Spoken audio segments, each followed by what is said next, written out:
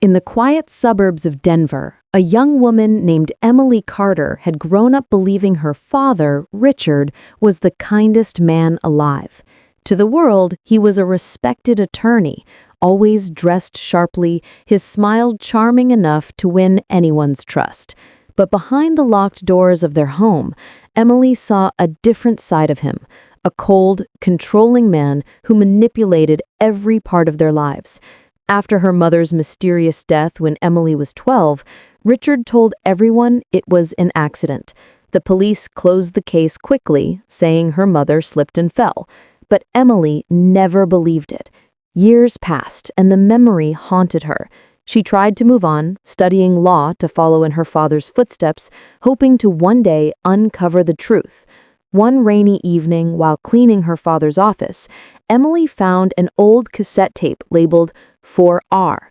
Curiosity burned through her as she placed it into an old recorder.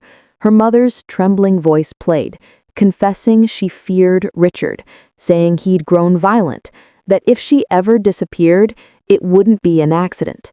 Emily froze, her hands shaking as every hidden suspicion became real. Her heart turned to fire. The man who'd raised her had taken away the woman who'd loved her most. For days, Emily couldn't eat or sleep. Rage and heartbreak tangled inside her like barbed wire. She knew no one would believe her without evidence. Richard had powerful connections.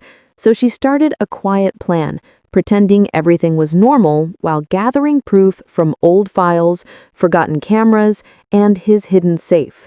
Each piece led her closer to the truth and to her revenge. One night, she found bank statements showing large payments made to a man who'd been her father's security consultant. The same man was found dead the year after her mother's death, ruled a suicide. Emily connected the dots and knew she had him. Her plan took months. She became close with one of Richard's law partners, David, pretending to be in love just to get access to the firm's sealed archives. But something unexpected happened. David truly cared for her. He saw her pain, her coldness, and stayed anyway. For the first time, Emily felt warmth again. But her revenge couldn't stop now. She secretly recorded Richard admitting to covering things up during a late-night drunken call. It was enough. On the morning of his 60th birthday, Richard woke to find his mansion filled with press, police, and flashing cameras. The man who'd once been untouchable was handcuffed on live TV, shouting her name in disbelief. "You ruined your own blood!" he yelled as they dragged him away. Emily stood outside in the rain, her mother's locket in her hand, whispering, "You ruined it first." Months later, Richard was sentenced to life for murder and fraud. Emily left the courtroom in silence, wearing her mother's old coat. But revenge didn't bring peace. It only brought emptiness. One evening, sitting by her mother's grave, she confessed to David that she felt nothing but guilt. He told her softly, "Justice isn't revenge, Emily. You just gave truth a voice."